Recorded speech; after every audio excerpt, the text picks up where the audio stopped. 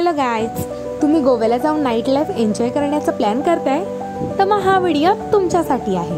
Video शेवटपर्यंत पाहत राहा।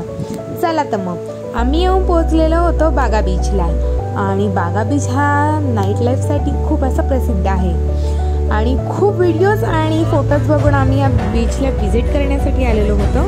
हे बघा, आता रात्रीचे 10 वाजलेले होते तरी सुद्धा क्लब वगैरे किंवा शेक सगळे ओपन होते। खूप गर्दी होती तिथे आणि प्रचंड असा क्राऊड होता आणि या क्राऊडमध्येच आम्ही एंट्री केलेली होती आणि आता आम्ही जाणार आहोत मस्त असं एन्जॉय करण्यासाठी, थोडंसं डान्स करण्यासाठी पबमध्ये।